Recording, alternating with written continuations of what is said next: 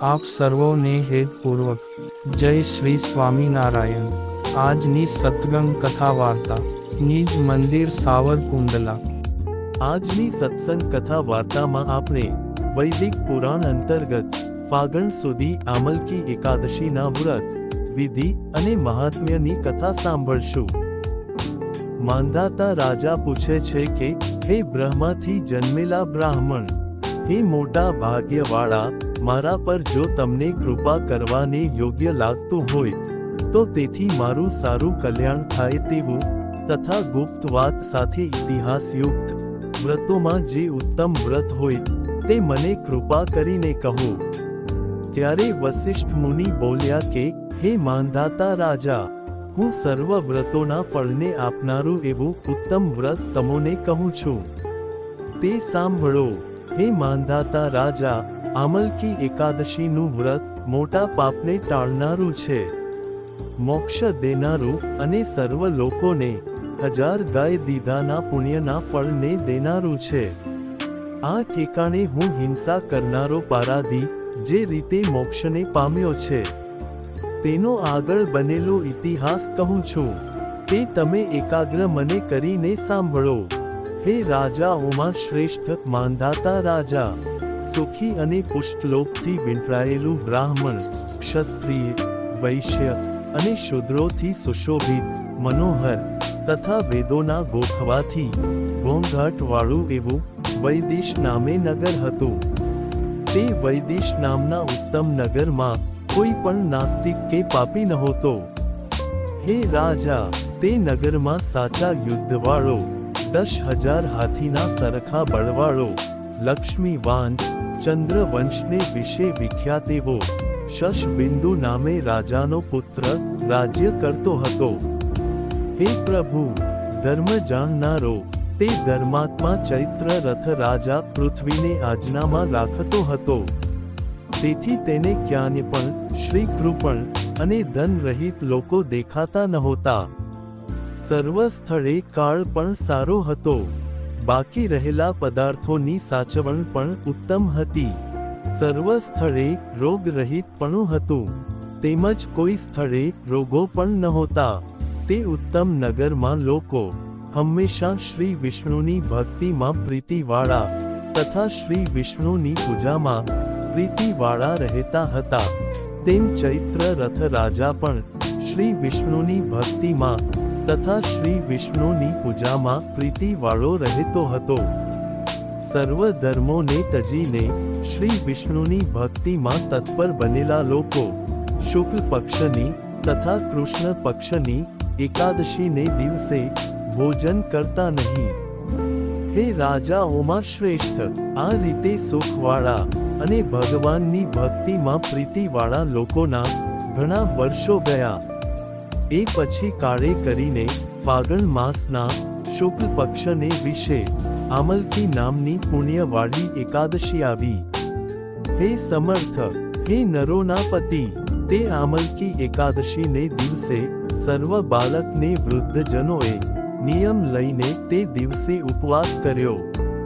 આ આમલકી એકાદશીનું મોટા ફળવાળું વ્રત જાણીને નદીના જળમાં સ્નાન કરીને તે નદીના કિનારે આવેલા દેવસ્થાનમાં સ્ખંડિલ કરીને તેના પર 7 ધાન્યને પાથરી તેના પર છત્ર, પગરખાં તથા 5 રત્નો સાથે દિવ્ય સુગંધીથી સુગંધવાળી દીવાઓની પંક્તિઓથી યુક્ત એવો પાણીથી ભરેલો ઘડો મૂકીને તેના પર જમદગ્નિના પુત્ર પરશુરામની મૂર્તિ પધરાવી ને પછી પ્રજા સહિત ચૈત્ર રથ રાજાએ સાવધ એવા લોકો તથા મુનિઓ સાથે આમળાના ઝાડને પૂજીને આ પ્રમાણે સ્તુતિ કરી કે, હે જમદગ્નિના પુત્ર, રેણુકાના આનંદને વધારનારા, આમળાના ઝાડની છાયાને કરનારા, ભોગને આપનારા તથા મોક્ષને દેનારા એવા જે તમે તેને નમસ્કાર કરું છું।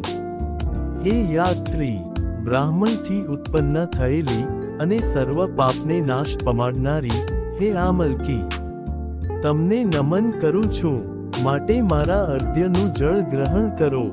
હે આમલકી, તમે બ્રહ્મરૂપ છો, પરશુરામે પણ તમને પૂજેલા છે, માટે આ પ્રદક્ષિણા કરવાથી સર્વ પાપને હરનારા થાઓ. આવી રીતે આમલકી એકાદશીની સ્તુતિ કરી. પછી સર્વ પૂજા કરનારાઓની સાથે રાજાએ પણ પોતાની ભક્તિ પ્રમાણે જાગરણ કર્યું. એવામાં એક પારાગી ત્યાં આવ્યો. જે પારાગી ભૂખ અને શ્રમથી વ્યાપ્ત, મોટા ભારથી પીડાતો, કુટુંબને માટે જીવોને મારનારો તથા સર્વ ધર્મોથી ભ્રષ્ટ થયેલો હતો. તે જ પારાગી ભૂખ્યો હોવાથી દીવાઓની હારોથી વ્યાપ્ત એવું તે સ્થાન જોઈને ત્યાં જ બેસી ગયો. તેથી આમલકી એકાદશીનું જાગરણ તેના જોવામાં આવ્યું. તેથી વિચાર કરીને અતિ વિસ્મય પામેલો તે પારાગી આ તે શું હશે એમ વિચાર કરતો હતો. એવામાં તે સ્થાનકે તેણે ગળાને તથા ઉપર રહેલા શ્રી વિષ્ણુ દેવને દેખ્યા.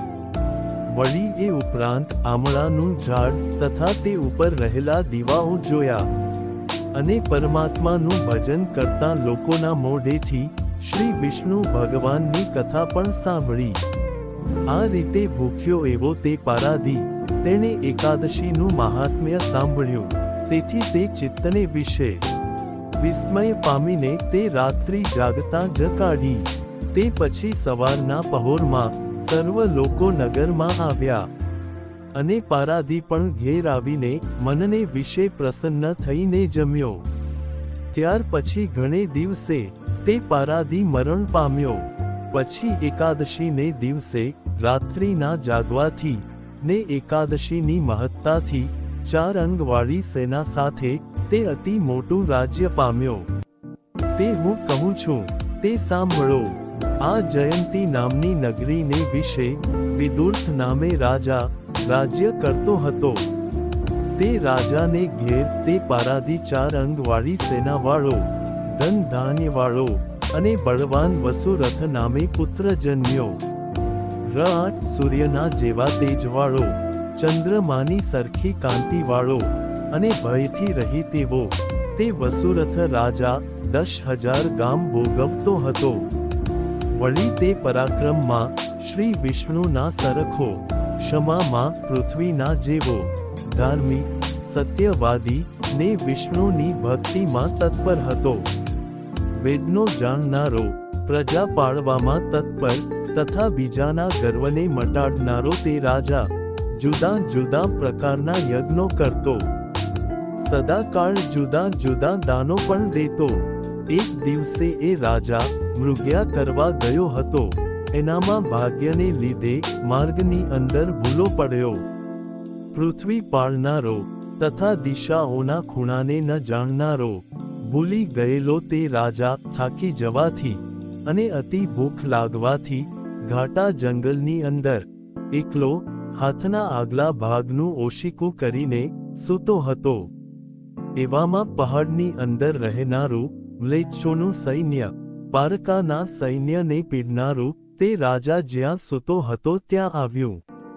પછી રાજાની સાથે જેઓએ વેર કરેલું છે એવા તથા ભાગ્યે દુઃખ પમાડેલા તે સર્વ મ્લેચ્છો ઘણી વાર સુધી દક્ષિણવાળા આ રાજાને ઘેરીને ઊભા રહ્યા ને બોલ્યા કે પ્રથમના વેરથી વિરુદ્ધ બુદ્ધિવાળા આ રાજાને મારી નાખો, મારી નાખો.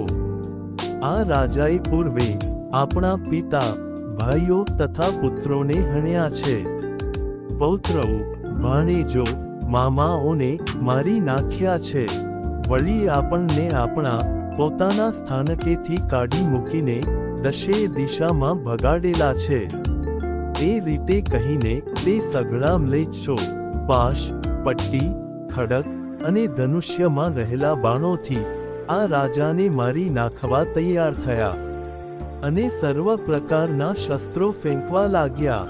તો પણ તે સર્વ શસ્ત્રો તેના શરીરને લાગ્યા નહીં. પણ તે સર્વ મ્લેચ્છોના સમૂહો નાશ પામવાથી તે સર્વ મ્લેચ્છો જીવ ગયેલા દેહવાળા જેવા થઈને પગથી એક ડગલું પણ ચાલી શકતા નહોતા. દુઃખી મનવાળા તથા તે રાજાને હણવા આવેલા તે મ્લેચ્છોના સઘળા શસ્ત્રો અતિ ગોઠાને ધાર વગરના થઈ જવાથી તેઓ દીન થઈ ગયા. એ વખતે તે રાજાના શરીરમાંથી સઘળા અવયવોથી શોભાયમાન એક સ્ત્રી નીકળી. જે સ્ત્રી દિવ્ય ગંધથી યુક્ત, સુંદર આભૂષણોથી સુશોભિત, સુગંધી પુષ્પો તથા ઉત્તમ વસ્ત્રોને ધારણ કરનારી, વક્ર ભ્રમરવાળી, સુંદર મુખવાળી, નેત્રોથી અતિ અગ્નિ કાઢતી, જાણે બીજી કાળ રાત્રિ હોય તેવી, હાથમાં ચક્ર ધારણ કરીને જાણે તેને ફેંકતી હોય તેવી, તથા અત્યંત ક્રોધ પામેલી એવી તે સ્ત્રી અત્યંત દુઃખવાળા તે મ્લેચ્છો તરફ દોડી. અને મ્લેચ્છો જેવા વિરુદ્ધ કર્મમાં અર્થાત યુદ્ધ કર્મમાં પ્રીતિવાળા થયા કે તરત જ તેઓને મારી નાખ્યા. એવામાં તે રાજા નિંદ્રામાંથી જાગૃત થયો. ત્યાં મ્લેચ્છોનું ટોળું મરેલું પડેલું જોઈને અતિ આશ્ચર્ય સાથે હર્ષને પામ્યો અને વિચાર કરવા લાગ્યો કે અહીં આ મારા અતિ શત્રુ એવા મ્લેચ્છોને કોણે માર્યા હશે? અરે આ મ્લેચ્છોને મારનાર મારા હિતેચ્છુએ મોટું કર્મ કર્યું છે. એ રીતે રાજા મનની અંદર બોલે છે. એવામાં રાજાને અત્યંત વિસ્મય પામેલો જોઈને આકાશવાણી બોલી કે હે રાજા, વિષ્ણુ પરમાત્માથી બીજો કોઈ ઉત્તમ રક્ષા કરનારો નથી. એવી રીતની આકાશવાણી સાંભળીને વિસ્મય પામવાને લીધે જેના નેત્રો ઉઘડી ગયા છે એવો પૃથ્વીને ભોગવનારો તે રાજા ક્ષેમ કુશળ વનમાંથી ઘેર આવ્યો. પછી ધર્માત્મા એવો તે રાજા પૃથ્વી પર દેવોના રાજાની પેઠે રાજ્ય કરવા લાગ્યો. વસિષ્ઠ મુનિ બોલ્યા કે હે રાજા, જે ઉત્તમ નર અને નારીઓ આમલકી એકાદશીનું વ્રત કરે છે તેઓ શ્રી વિષ્ણુ ભગવાનના લોકમાં જાય છે. એમાં કંઈ પણ વિચાર કરવો નહીં. એ પ્રમાણે બ્રહ્મણ પુરાણને વિશે ફાગણ મહિનાના શુક્લ પક્ષની આમલકી એકાદશીનું મહાત્મ્ય સંપૂર્ણમ. અને હવે પછીની કથા વાર્તા આપણે આગળના ભાગમાં સાંભળશું. અત્યારે આપ સર્વોને ભાવથી જય શ્રી સ્વામિનારાયણ.